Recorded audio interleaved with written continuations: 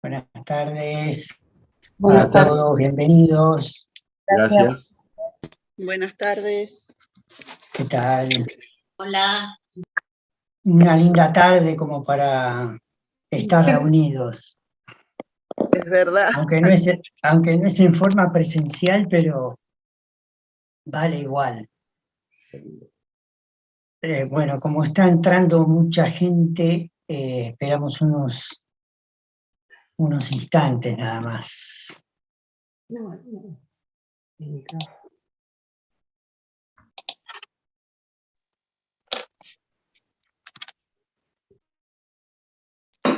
Vamos a hablar sobre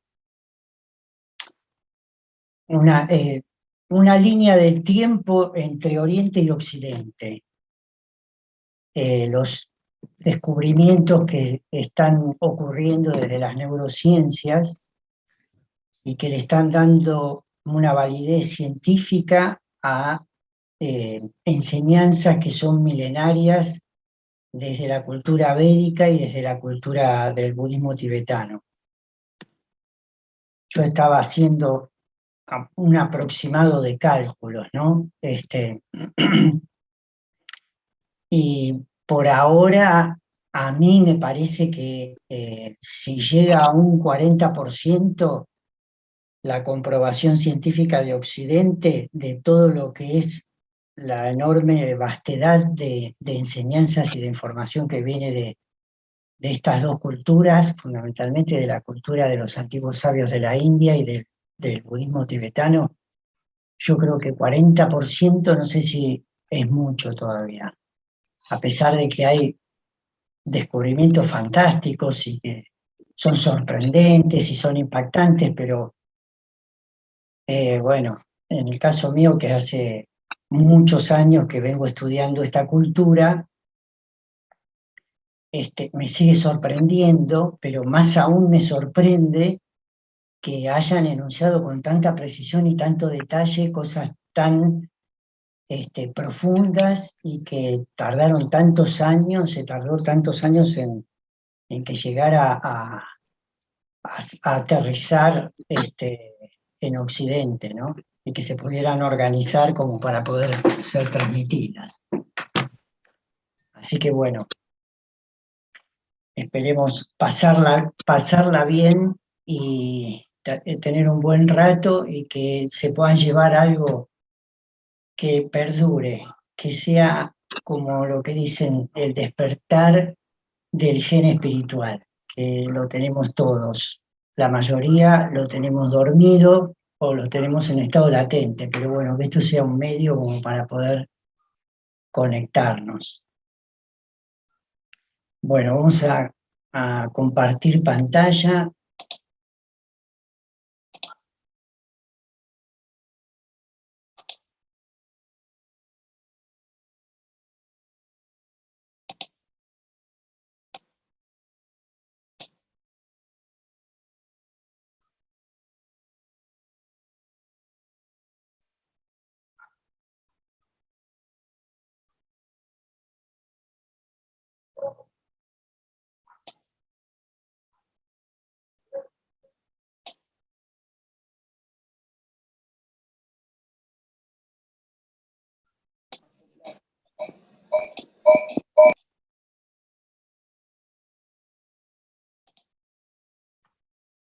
Bueno, ahí se ve la pantalla, ¿no? Alguien que me diga que abra el micrófono. Sí, sí, perfecto, Alfredo. Gracias, Pilar. Muy Acá bien. estamos con toda la fuerza. Gracias. Bueno, vamos a hablar un poco de coherencia y conciencia. Estas dos palabras que me impactaron cuando estaba haciendo como el estudio, ¿no? de este tópico. Si no cierro el... Ahora sí.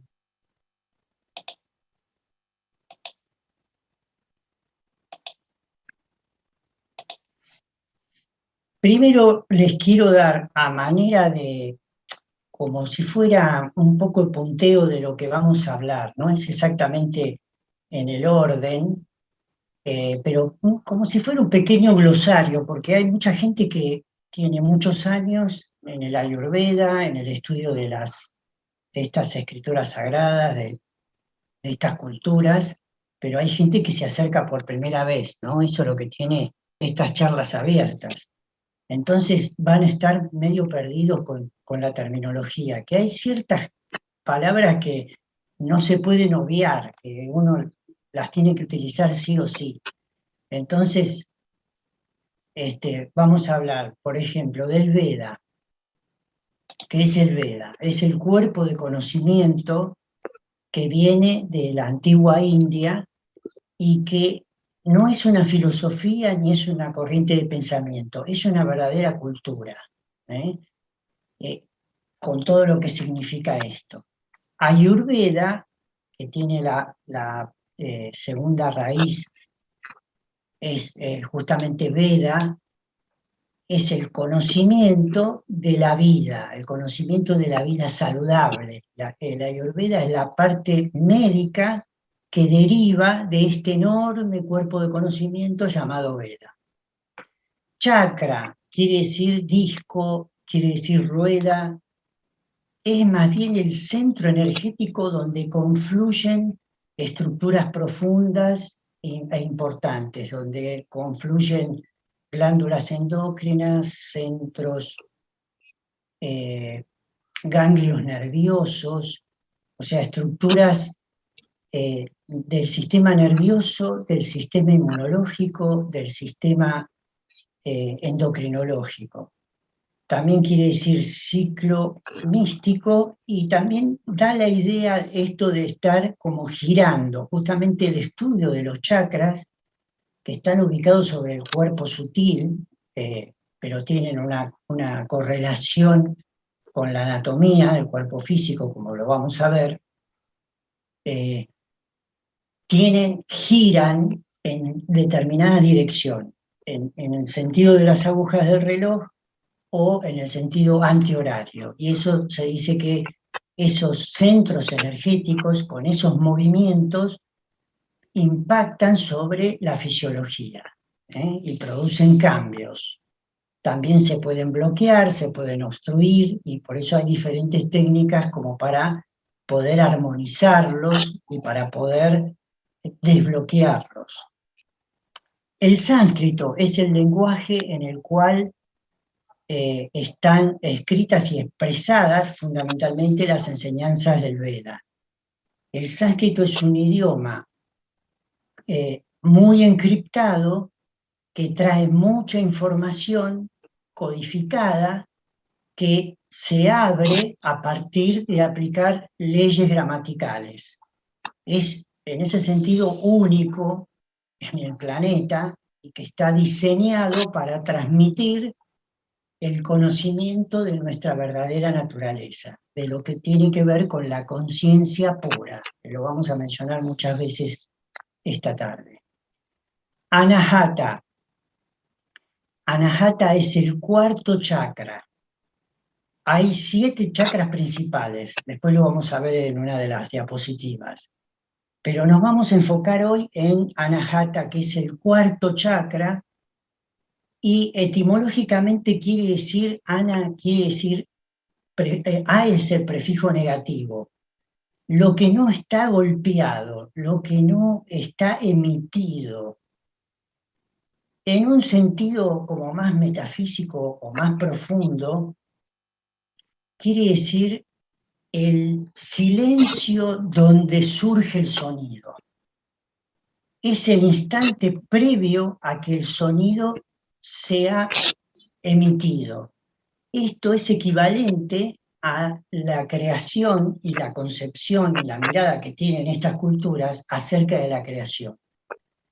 Hay una conciencia no manifestada o un principio no manifestado que no es perceptible por los órganos de los sentidos, y en un momento determinado se produce un salto cuántico en el cual se manifiestan todos los nombres, las formas y las funciones. Entonces, ese instante que sería equivalente en Occidente del Big Bang, de la gran explosión que da origen a todo lo que tiene forma, nombre y función, ese instante previo sería Anahata. Fíjense que está como conectando ya, están enviando un mensaje de qué se trata esto, ¿no? De que si bien hay algo que podemos percibir, hay algo que está como oculto y en un nivel de realidad como mucho más sutil y que tiene una información y tiene un gran mensaje para darnos. También vamos a hablar probablemente de lo que es karma. Karma es la ley de causa y efecto o de acción y reacción desde la física y se traduce como directamente literalmente como acción. Y en ciertos contextos se toma el karma como las experiencias o las acciones que se acumulan en las diferentes vidas o encarnaciones, ¿no? Estas culturas tienen el concepto de la reencarnación, que no es discutible porque no es comprobable todavía científicamente, pero no nos vamos a ir en discusiones. Hay experiencias que las venimos acumulando de diferentes vidas, pero lo que nos puede servir acá son las experiencias que nos basamos en nuestra vida, en esta vida, que es lo que sí podemos comprobar y es lo que estamos viviendo. Después podemos hablar mucho de pranayamas. Pranayama quiere decir la maestría o el control de la respiración, o la expansión del prana, que es la fuerza vital, a través de los ejercicios yógicos de la respiración. El concepto de Brahman o Atman, esto es lo que le decía recién, ese principio no manifestado es la conciencia pura. Pureza es una de las palabras que vamos a utilizar también durante la charla.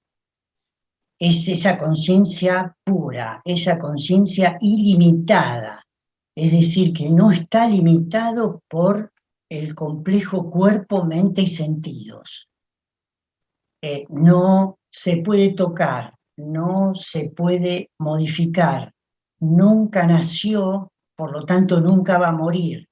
Estaba previa a que nosotros tuviéramos un equipo cuerpo, mente, sentidos, está sosteniéndonos durante nuestra vida en el cuerpo físico y en el cuerpo mental, y va a seguir estando después que dejemos esta envoltura llamada complejo cuerpo-mente-sentidos. Es también el gen espiritual. En sánscrito se llama gotra. Es ese gen espiritual, es esa chispa divina que representa aquello que es inmortal y que está más allá del espacio-tiempo. No se puede mejorar, y es conocimiento, sabiduría, bondad, felicidad, pero todo con el adjetivo de ser ilimitado. Es difícil de entrada comprender estos conceptos que son muy profundos desde un equipo cuerpo-mente limitado, como poder comprender aquello que es un principio ilimitado. Es difícil, pero no es imposible. Para eso está el sánscrito, acá está, perdí un poquito el cursor, y está el Veda, que son los medios de conocimiento apropiados para que nosotros podamos reconocer cuál es nuestra verdadera esencia.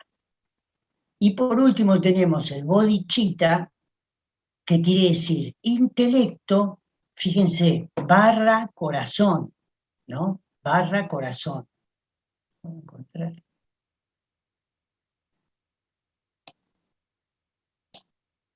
Acá.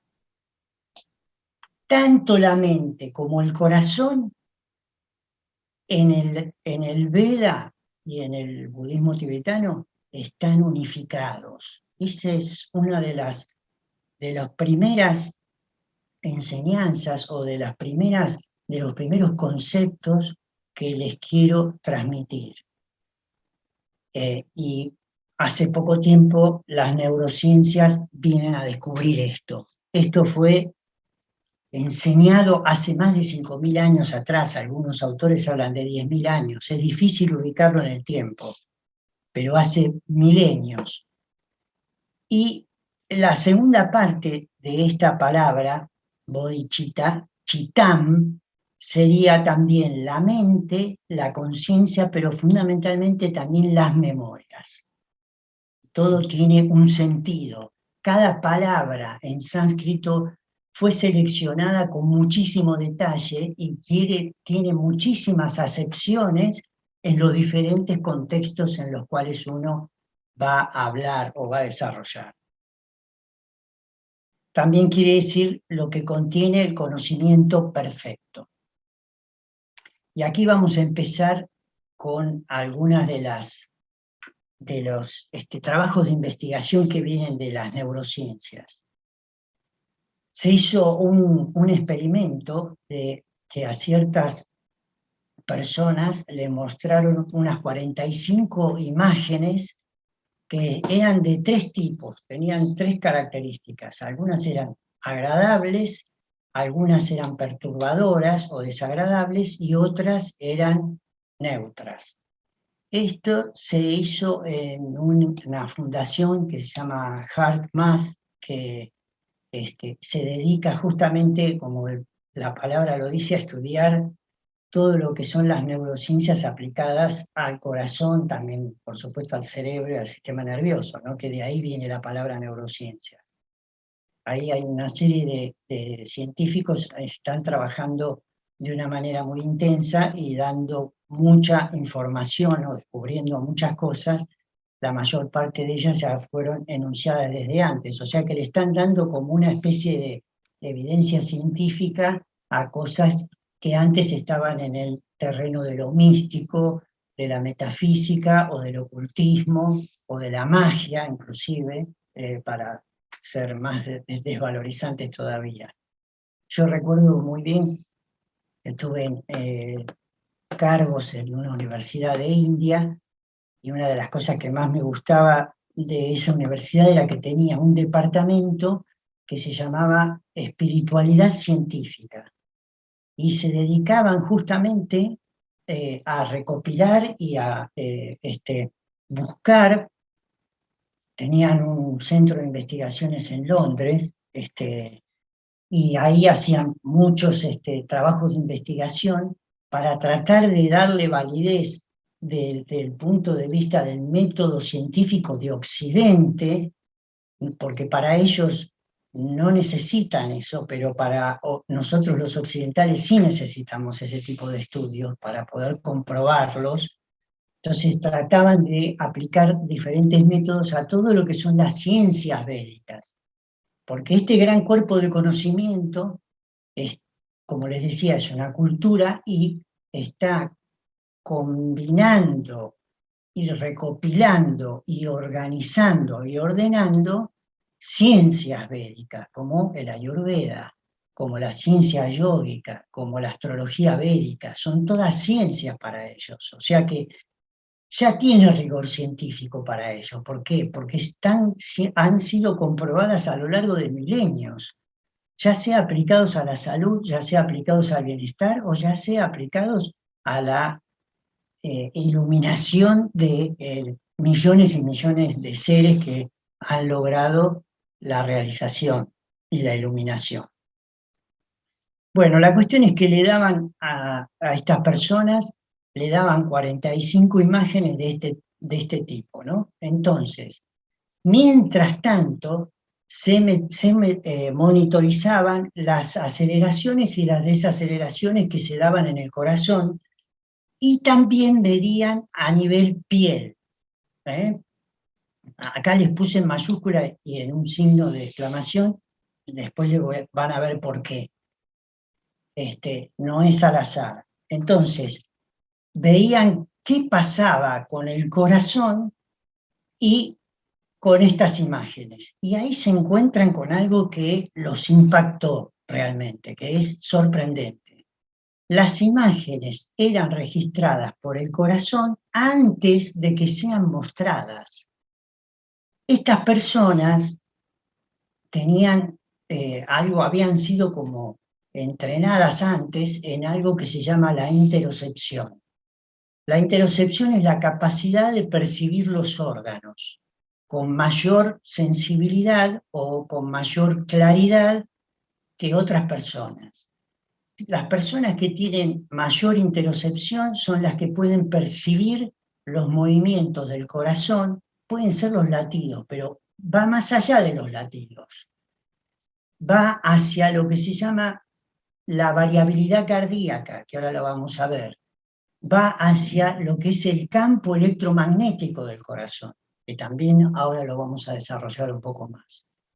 Entonces, las personas que tenían mayor interocepción registraban antes de que sean mostradas y las podían identificar, es decir, por cualidad. El corazón mandaba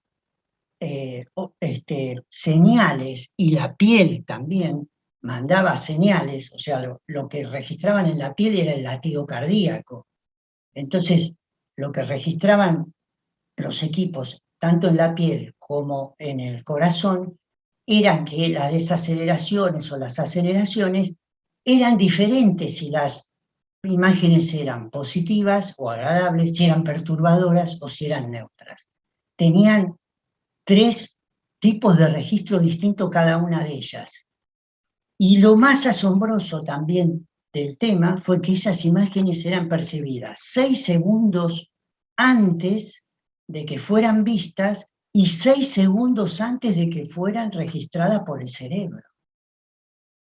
Esto de las neurociencias y lo que les voy a decir hoy, también tiene un mensaje que es el siguiente, que vamos a desmistificar la primacía del cerebro sobre todas las funciones que tienen que ver con la parte emocional, con la parte psicológica y también con la parte sutil, o sea, el comportamiento, pero también con la parte sutil y espiritual.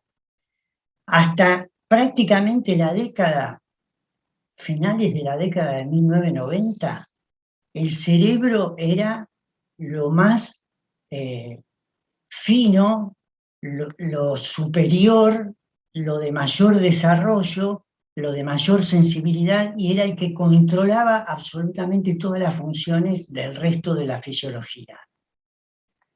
Sin embargo, ahora se está desmistificando todo eso a la luz de los acontecimientos y de las investigaciones de las neurociencias, y es el corazón el que envía todo el tiempo un flujo de impulsos y de estímulos mucho mayores que el cerebro.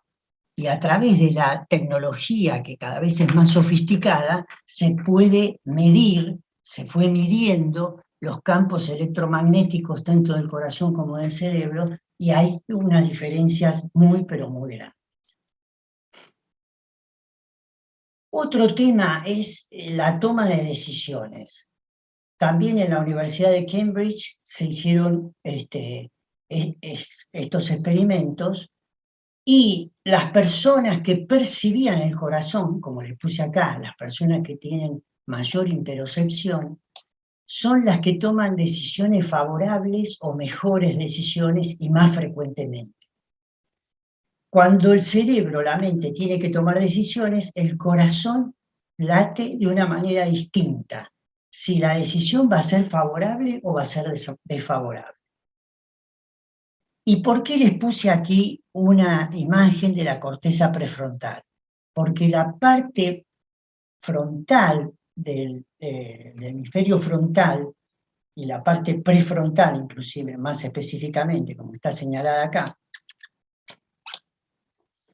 del cerebro, es la que toma decisiones, tiene que ver con la planificación de estrategias, con la creatividad, con la planificación de estrategias y con el impacto sobre el comportamiento. Tiene que ver con las reacciones, tiene que ver con la agresividad, tiene que ver también con el afecto.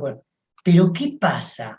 Hasta que se descubre esto del corazón, se decía, bueno, el cerebro es el que toma las decisiones, en la corteza prefrontal se diseñan las distintas estrategias, se planifica, es la planificación de la vida, son los proyectos que uno tiene en la vida. Pero ¿qué pasa?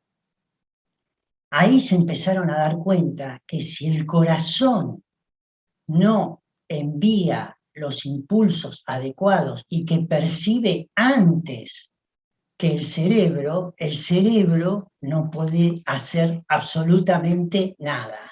O el cerebro y el corazón que están como separados o está interrumpido ese diálogo, las decisiones, los planes, las estrategias y demás no funcionan. O sea, son mucho más las desfavorables que las decisiones favorables.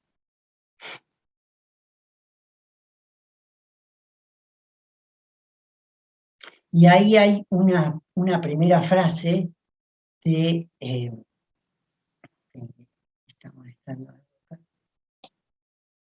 sí, de Rollin McCready. Rollin McCready es uno de los científicos de HeartMath, de este instituto que les decía recién.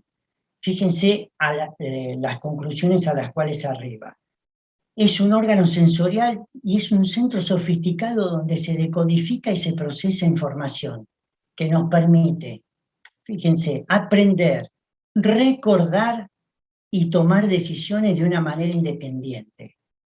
Puede pensar, puede sentir y puede tomar decisiones de una manera autónoma e independiente. El corazón. El tema es que la otra parte del mensaje que yo les quiero dar es que los quiero estimular y los quiero como despertar y animar a que empiecen a desarrollar lo que es la interocepción con respecto al corazón. Así que vamos a hacer después una meditación juntos y como para que se lleven algo también práctico y que esto no quede en una cuestión como solamente teórica, ¿no?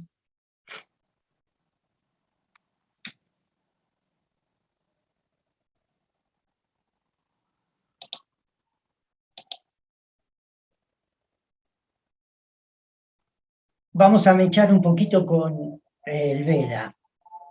Estas siglas acá que parecen medio raras. Este es el alfabeto sánscrito que les decía recién, ¿no? Yo lo quiero poner porque es una manera de honrar a los antiguos sabios que han transmitido este idioma científico y sagrado a la vez. Y además estos caracteres son... ¿qué pasó? Ahí está. Son todos símbolos que tienen una vibración que está relacionada con los órganos. A ver, Hridaya. Hridaya, fíjense todas las acepciones que tiene. Quiere decir corazón. Todo lo que tiene que ver con la cardiología en el Ayurveda se le llama Hridaya. Quiere decir Veda también, o sea, quiere decir conocimiento.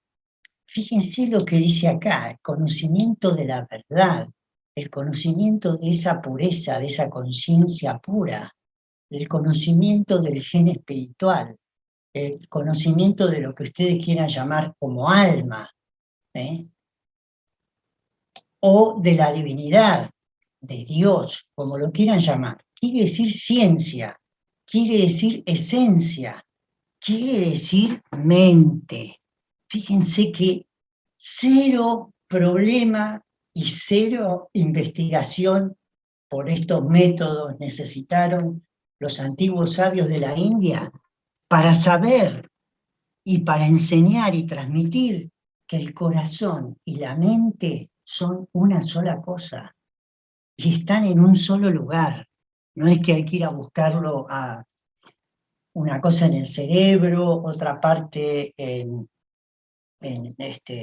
la sangre, otra parte en algún otro. Está en un lugar de espacio virtual que lo hace que esté en todos lados a la vez. Quiere decir que es ubicuo, que es omnipresente. Dice la mente, el asiento de las operaciones mentales. Después fíjense, conciencia del ser, o el ser mismo, lo que yo soy, el yo soy. Aquellos caminos que siguen al corazón, como enseñaba don Juan a Carlos Castaneda en las enseñanzas de don Juan, que muchos de ustedes lo deben haber leído. ¿De qué le decía a Carlitos don Juan, el maestro don Juan? Sigue un camino que tenga corazón. En distintas culturas se da esto.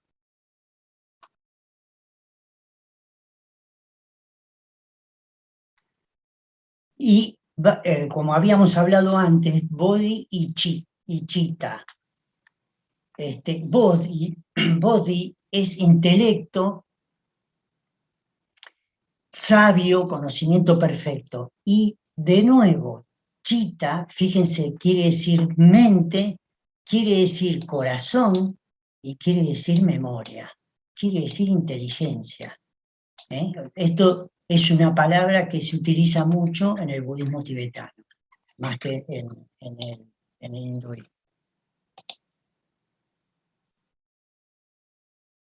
Y aquí están los 7 chakras, que era lo que yo les quería decir.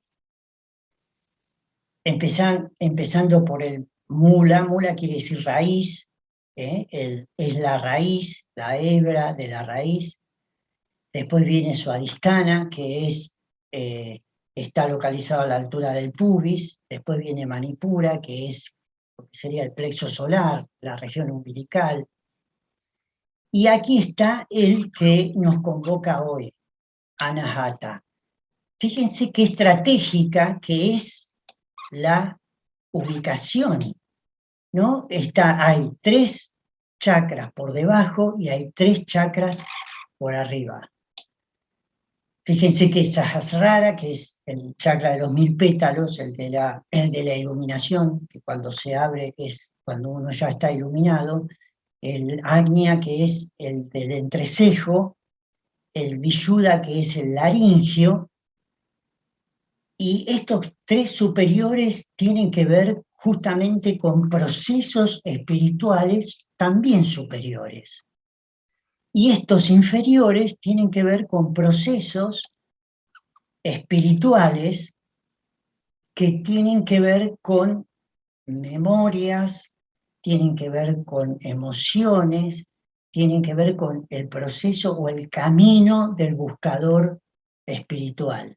El camino empieza desde abajo y va hacia arriba en este contexto. Y al pasar por Anahata, lo cristaliza ese camino o ese proceso con cualidades que son únicas. Anahata coincide con el corazón.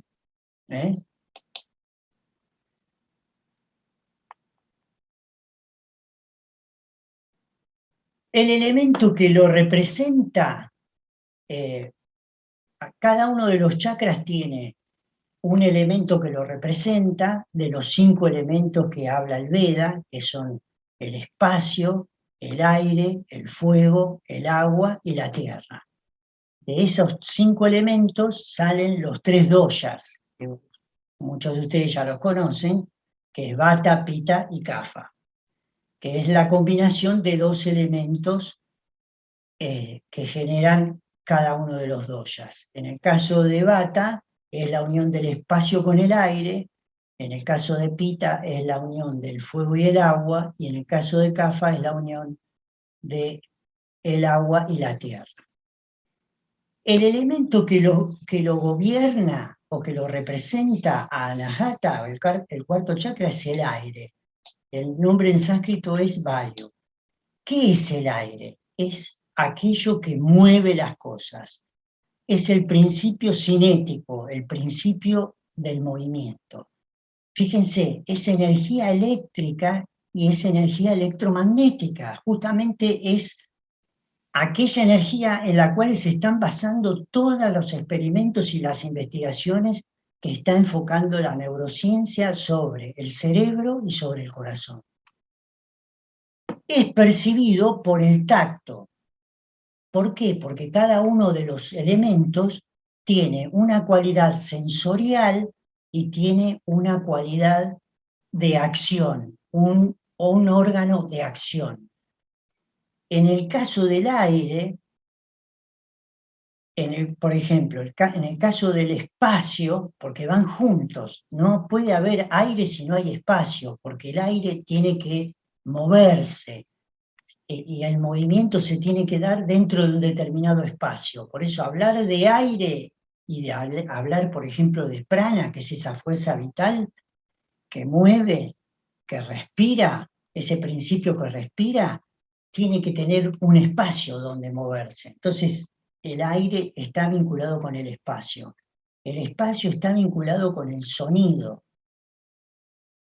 Y el órgano que percibe, por supuesto, es el oído. Y el aire está relacionado con el movimiento porque es el tacto que produce distintos niveles de presión sobre la piel, y el órgano que percibe es la piel. Fíjense que Anahata está representado por dos sistemas, órganos, ¿no? El cardiovascular y la piel, que es un órgano súper completo. Y recuerden, en el primer experimento que les mencioné, donde estaban monitorizando las aceleraciones, las desaceleraciones, y los potenciales evocados del latido del corazón lo buscaban en la piel. Y estos rishis habían descrito esta línea de razonamiento y de lógica ya a través de lo que era el cuarto chakra, que si bien viene del yoga, es fundamental para la medicina ayurvédica. Yo les digo, así de lo que estuve investigando en estos últimos tiempos, el concepto de los chakras dentro de lo que es el Ayurveda, más allá de que fue mucho más difundido por el yoga que por el Ayurveda, pero el concepto que toma del Veda, toma el Ayurveda del Veda con respecto a los chakras, ¿saben qué es? Es la psico-neuro-inmunoendocrinología del Ayurveda. Porque cada uno de estos chakras tiene que ver con procesos psíquicos, tiene que ver con el sistema nervioso, tiene que ver con las glándulas endócrinas, tiene que ver con el sistema inmunológico, y le agrega un plus, que son los procesos espirituales y sutiles que todavía no han sido descritos por la ciencia moderna y la ciencia occidental. En parte, en una parte sí y en una parte no. Acá yo me encontré con que han descubierto mucho, se ha avanzado muchísimo a partir de eso. Tiene que ver con los impulsos sensoriales y nerviosos del sistema nervioso central, que está constituido por el cerebro y la médula espinal, y el sistema nervioso periférico, que es todo el conjunto de nervios periféricos que inervan todo el cuerpo. Y se mueve por el principio del aire. ¿Qué quiere decir el aire? ¿Qué representa el aire? ¿O en qué se desgrana como funciones o como en la fisiología del cuerpo el aire? Tiene que ver con la comunicación, tiene que ver con la interconexión y tiene que ver con el transporte. Todo lo que lleva para que ingresen nutrientes, para que se eliminen toxinas, para que haya comunicación e interconexión entre todos los sistemas, es el aire el que está enlazando todos esos mundos, todos esos universos, desde la célula hacia los tejidos, desde los tejidos hacia los órganos, desde los órganos hacia los sistemas y desde los sistemas hacia los aparatos. Todo es una gran sinfónica que está comunicada, interconectada, y hay enorme procesamiento de información. ¿Quién lo produce? El cuarto chakra. El cuarto chakra, el corazón lo está procesando y el aire lo está moviendo, lo está movilizando, lo está acercando o lo está alejando y a su vez lo está transmitiendo.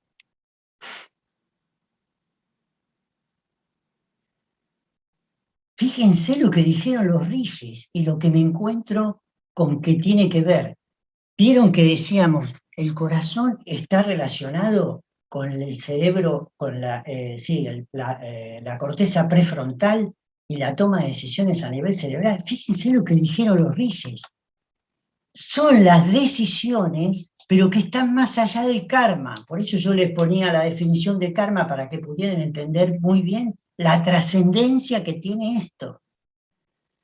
En los 3 chakras inferiores está acumulado el karma de las vidas pasadas, ya sean acciones positivas, acciones altruistas, acciones compasivas, como acciones negativas, acciones violentas, de muerte, de asesinato, de mentira, de todo lo que se les quiere imaginar, como bueno o como malo.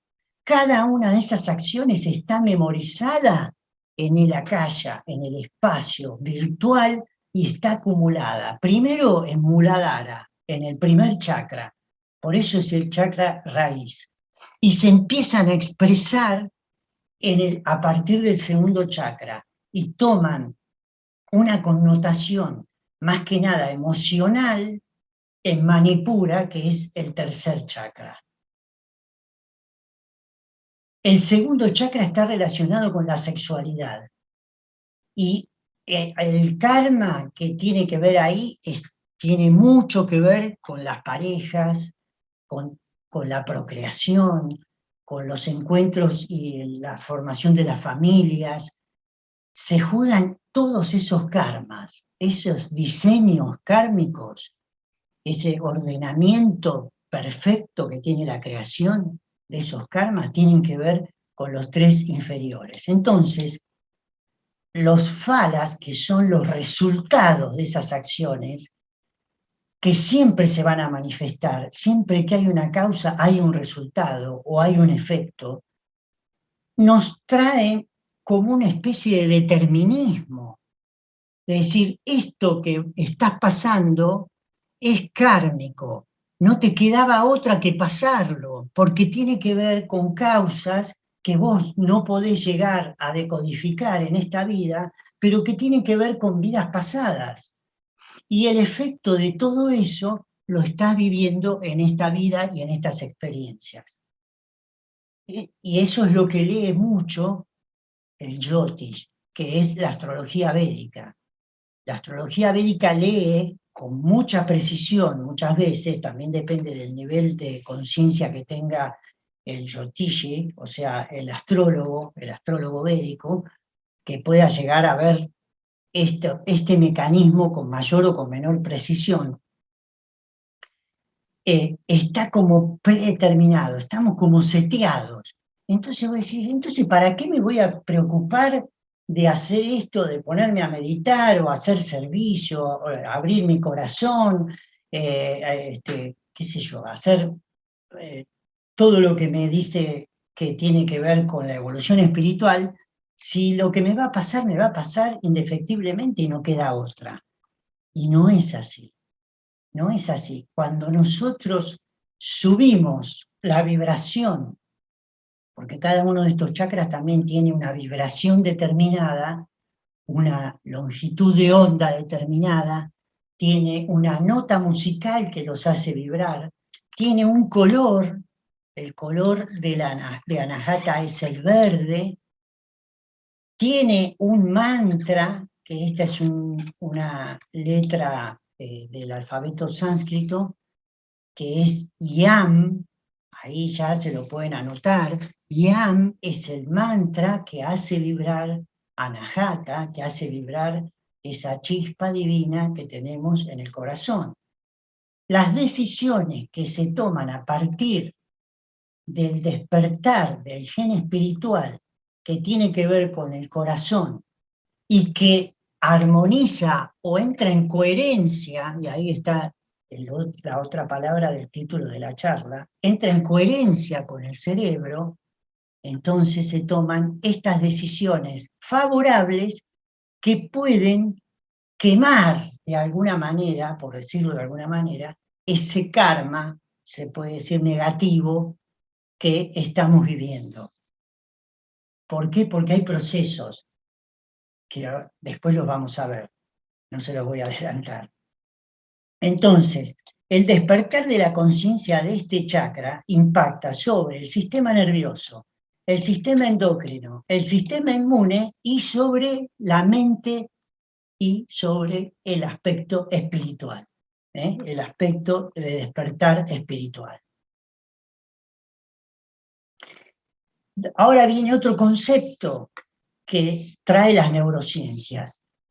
Hablan de la variabilidad cardíaca. Es una cualidad única que tiene el músculo cardíaco, dicen ellos, a partir de tecnología diferente de la que se venía usando hasta ahora, algo mucho más sofisticado, que no mide solamente el electrocardiograma, por ejemplo, no mide la frecuencia cardíaca. Ven que le digo acá, no es la frecuencia cardíaca, es la flexibilidad. Es la flexibilidad. ¿Y por qué se lo subrayo? Como pasó con lo de piel, ahora se van a encontrar con una otra sorpresa que nos traen los rishis.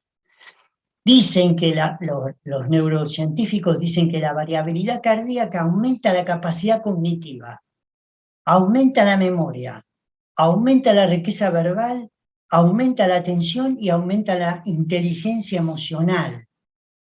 ¿Y qué podemos hacer para aumentar la variabilidad cardíaca? Meditar. De las emociones, de todas las emociones positivas, la alegría es la que más aumenta la flexibilidad cardíaca. Y a mayor variabilidad cardíaca, aumentan las capacidades que podemos y los talentos que podemos despertar. Casi nada, ¿no? Una pequeña perlita, unas cuantas perlitas o unas cuantas joyas. ¿Por qué les había subrayado flexibilidad? Fíjense las cualidades que tiene el elemento aire. Es móvil, fundamentalmente. Esto es lo que marca la fisiología, ¿no? Lo que les decía recién. Justamente al ser móvil es el principio del movimiento, la energía cinética. Es sutil, es liviano porque puede penetrar absolutamente en todos los espacios, inclusive en el espacio virtual. Pero fíjense en rojo subrayado, es flexible, es lo que nos da la flexibilidad.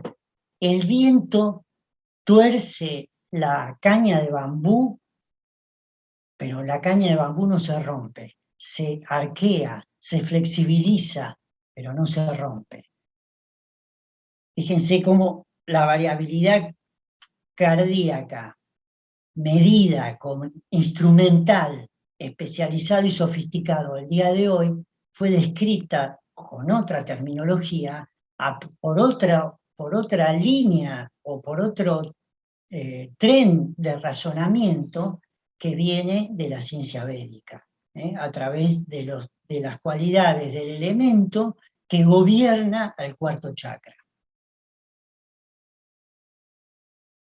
Otra vez McCready dice, el corazón tiene acceso a información más allá de los límites del tiempo y del espacio.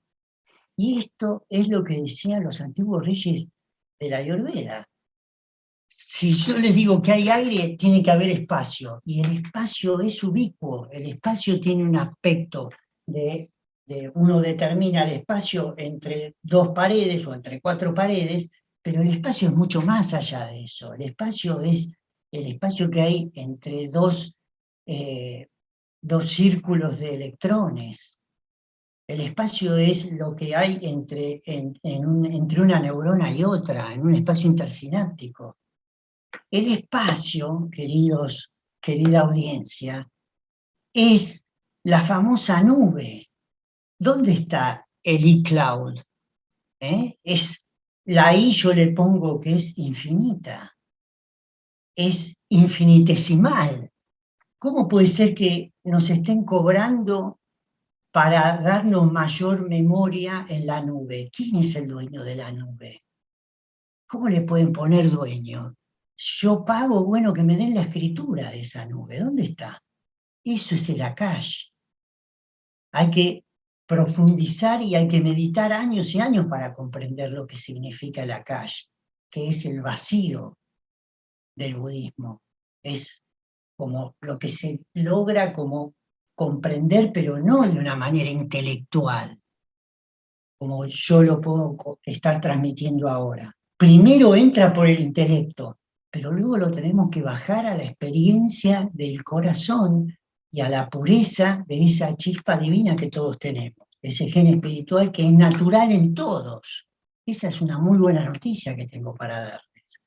Todos tenemos ese gen espiritual, ese Gotra, todos lo tenemos, y naturalmente alegría, felicidad, sabiduría ilimitados. Ahora el tema es que lo podamos reconocer. Se dice que el Buda tenía una doble pureza. La primer pureza era porque manifestaba y tenía despierto el gen espiritual. La mayoría lo tenemos latente y lo despertamos por momentos, y por momentos hace switch on y por momentos hace switch off. Se prende y se apaga. El Buda lo tenía despierto, y la segunda pureza era el haber reconocido que eso era así, que eso era él, que esa era su verdadera esencia. Por eso tenía esa doble pureza. Dice, el campo magnético del corazón es donde se localiza la capacidad extrasensorial, dice McCready. Y las neurociencias dicen, el corazón es la puerta de la percepción. Y acá me puse como una ayuda a memoria, que hay un concepto que describen los neurocientíficos, que es el del parpadeo cerebral. ¿Qué quiere decir esto? El cerebro es el que recolecta toda la información que viene por los órganos de los sentidos, por la vista, por el oído, por el tacto. Todo va al cerebro, toda esa información va al cerebro. Pero se dieron cuenta que hay unos entre 200 y 300 milisegundos en que el corazón no emite impulso hacia el cerebro, y el cerebro deja de percibir lo que pasa en el medio ambiente o lo que viene desde afuera. Y a eso lo llamaron el parpadeo cerebral. Fíjense qué interesante. Las cosas que se producen cuando hay integración en los conocimientos, ¿no? Integración en la visión. El campo magnético del corazón interactúa con el entorno. Entonces, tanto podemos generar impactos positivos como implicancias negativas. Esto tiene implicancias positivas o negativas. Si estamos con personas que tienen un nivel muy alto de estrés, que tienen neurotransmisores y hormonas del estrés como el cortisol, la adrenalina y demás, eso está generando a nivel del campo del corazón, el campo electromagnético del corazón, una vibración y una información que nos puede impactar a nosotros también negativamente. Lo mismo podemos hacerlo de una manera positiva. Por eso, cultivar las virtudes producen un campo electromagnético del corazón que trae un beneficio enorme, no solamente para las personas que nos rodean, sino para todos los niveles de existencia. Los animales, las plantas, los insectos, y también a distancia. Las neurociencias no llegaron todavía a ver, a comprobar que sea completamente a distancia, pero las ciencias védicas y el budismo tibetano lo dan por hecho, por este concepto que les decía recién del vacío, ¿no? Fíjense las diferencias entre el corazón y el cerebro cuando empiezan a estudiar todo esto. El campo eléctrico del corazón 60 veces más fuerte que el del cerebro y el campo magnético 5000 veces más fuerte. Ahí le sacaron el reinado al cerebro. Ese es el fin del reinado del cerebro. Con la neurociencia se termina eso. Pero no está mal. El tema es cómo hacer para que haya coherencia cardiocerebral.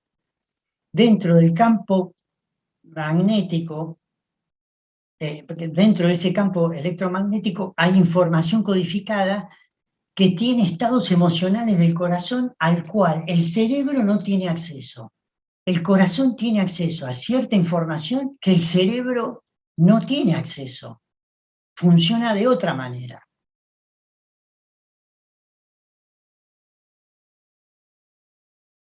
Fíjense, para un ejemplo, hay un montón de ejemplos. El corazón del caballo es 5 veces más fuerte que el del humano.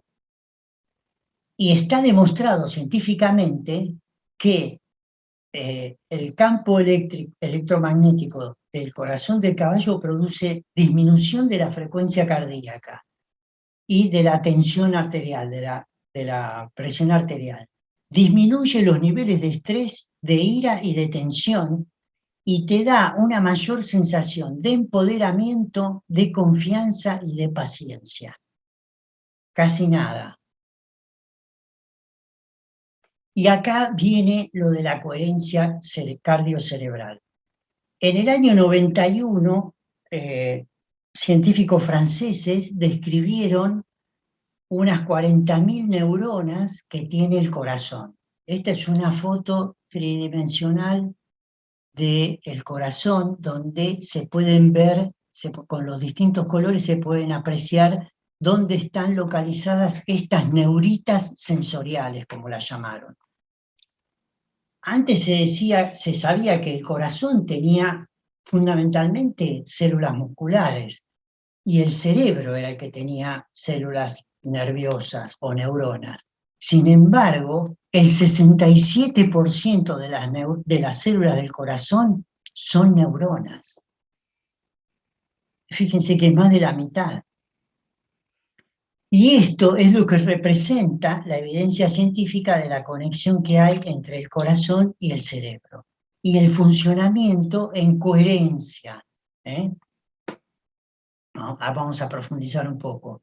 Cuando hay coherencia, fíjense, coherencia quiere decir que las ondas son parejas, son todas iguales, hay como una amplitud de onda exactamente igual, no hay ondas espiga, no hay alteraciones en el ritmo.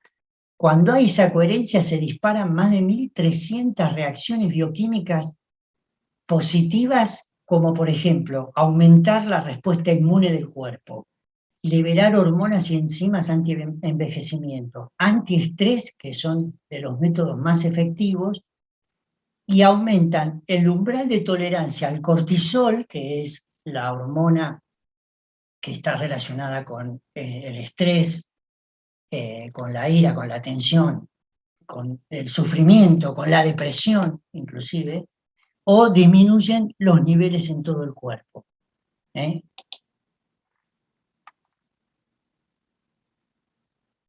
Y otro de los científicos, de los neurocientíficos del equipo, digamos, Greg Braden, dice que existe el potencial de armonizar el cerebro y el corazón en un mismo sistema. Esto es muy importante.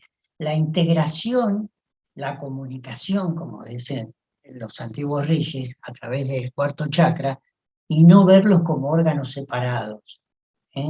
Esto tiene una influencia súper potente, mucho más que si lo vemos de una manera separada.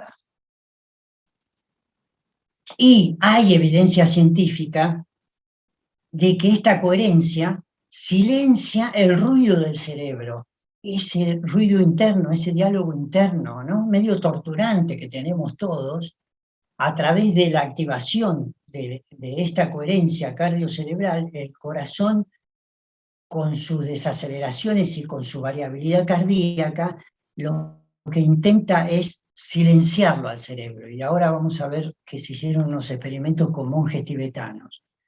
El impacto es muy positivo sobre el cuerpo-mente, hay autorregulación, autoordenamiento, autoorganización, comunicación, con aspectos profundos de la mente subconsciente o inconsciente. Y ahí empiezan como a visorar esta conciencia o este componente de despertar al gen espiritual, ¿no? Despertar al Atman o al Brahman que está en la ciudad de Brahman, como dice el Veda, que el corazón es la ciudad de Brahman, es donde está, donde habita esa conciencia pura.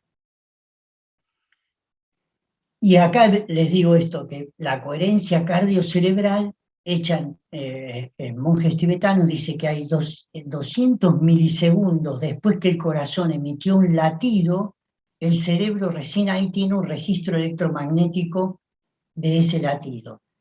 Entonces, cada vez que el corazón latía, el cerebro iba disminuyendo su actividad en cuanto a la cantidad de pensamientos por unidad de tiempo. Y la conclusión sería que nuestro corazón intenta silenciar el cerebro, eso que tanto buscamos los que somos meditadores, ¿no? De calmar. Y acá hay algo curioso. El campo electromagnético se mide por biofotones, emiten luces directamente. En un estado ordinario, el cerebro emite entre 14 y 20 fotones por centímetro cuadrado por segundo. Eso es prácticamente cero. Prácticamente es cero. No representa nada. En estado de meditación, miren a cuánto aumenta, 100.000 fotones por centímetro cuadrado y por segundo. De ahí, fíjense que viene la palabra iluminación. La iluminación es literal, es un tema electromagnético, es un tema de fotones y es un tema de luz. Fotones quiere decir luces, luces producidas de una manera natural. Son los cuantos que miden el campo electromagnético y que emiten luz. Y se habla tanto del enlightenment o de la iluminación, ¿no? De los monjes o de los maestros iluminados. ¿Por qué? Porque en esos estados de iluminación ellos ven esas luces, ellos son esas luces, ¿no? Eso es muy interesante. Y esto se da por la coherencia cardiocerebral. No es que lo produce solo el corazón en forma aislada. Tiene que haber coherencia. Entonces, este grupo de investigadores, fíjense, ya empezaron a decir emociones que surgen de las células de las neuronas, electricidad y energía del corazón. El amor, la ternura, el cariño, la necesidad y participa del equilibrio emocional a través de la inhibición del estrés.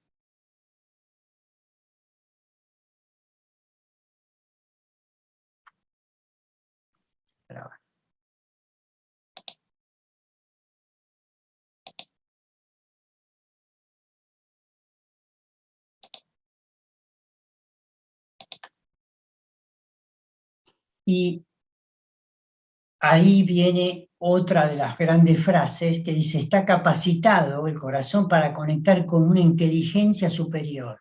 Esto se logra cultivando las emociones positivas y aprendiendo a calmar o apagar el ruido de la mente. Y acá les está diciendo ya prácticamente lo que decían los antiguos sabios a través del cuarto chakra, ¿no? Lo que hablábamos recién. Fíjense que desde dónde viene esto de la comunicación, la interconexión y la integración. Cada uno de estos chakras tiene un regente que es un planeta. El planeta Mercurio, desde la mitología, era el mensajero de los dioses. Es el representante de la comunicación. Es el regente de Géminis, que tiene que ver con la comunicación.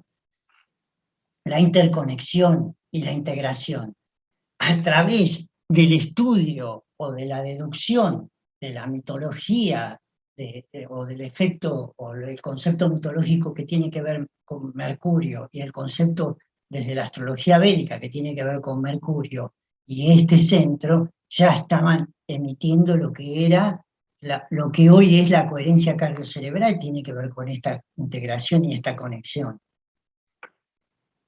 ¿Y con qué tiene que ver directamente el chakra? Acá aparece de vuelta Yam, se lo repito para que les quede, el mantra que tiene que ver con el chakra del corazón, la conciencia del amor, la empatía, la bondad, el desapego, la caridad hacia otros, la generosidad, la devoción, las artes, la comunicación, todo esto estimula y armoniza la coherencia cardiocerebral, pero fundamentalmente actuando a través del corazón y del cuarto chakra.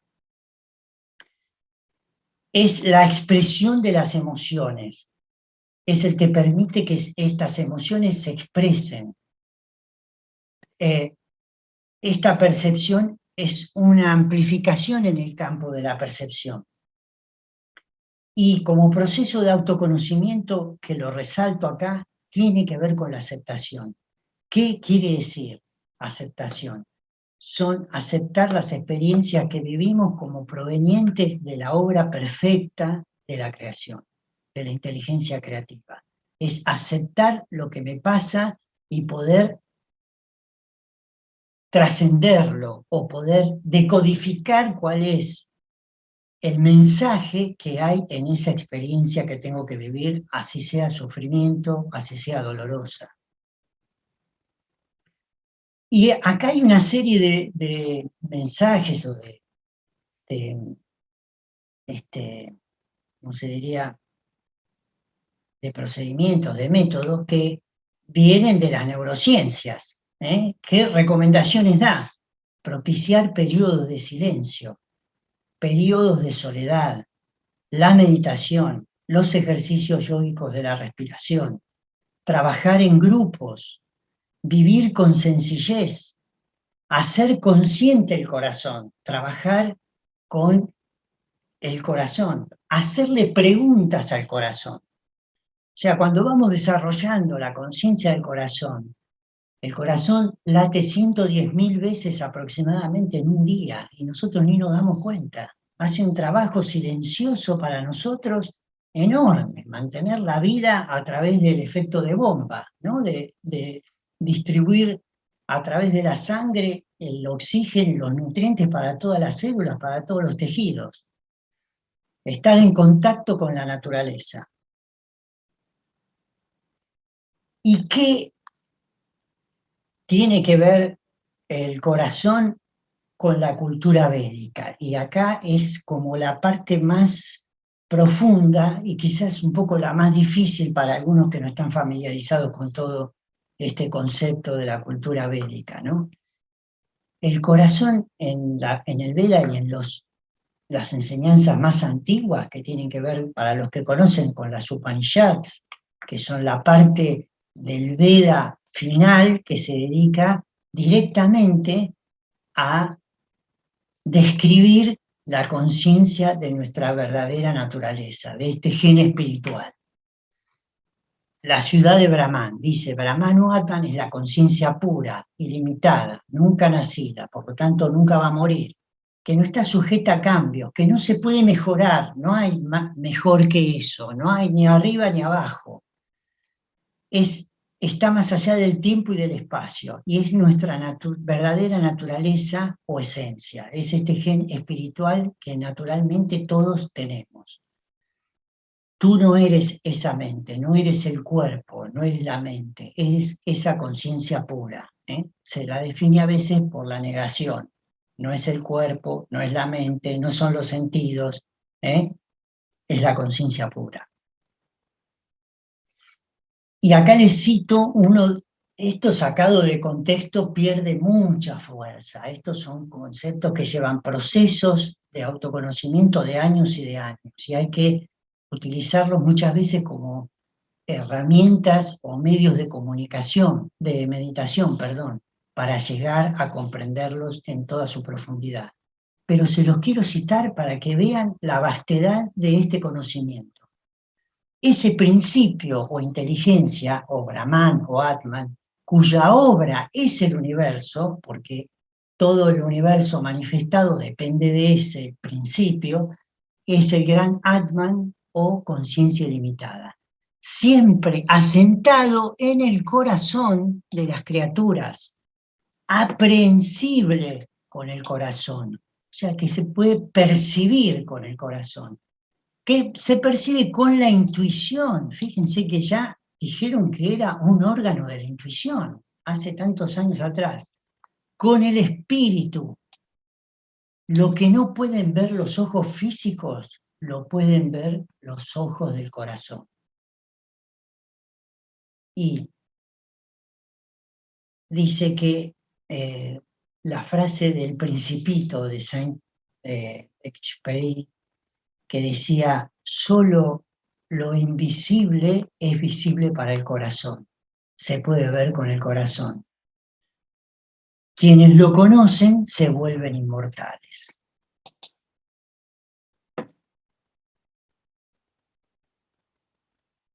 Y para terminar, no puedo despedirme sin decirles Namasté. Namasté quiere decir, entre otras cosas, honro ese lugar sagrado que hay dentro del otro. Reconozco esa chispa de pureza, de conciencia divina, que es la totalidad en mí, que saluda y reconoce la totalidad en el otro. Ese es el mejor cierre que les puedo dar.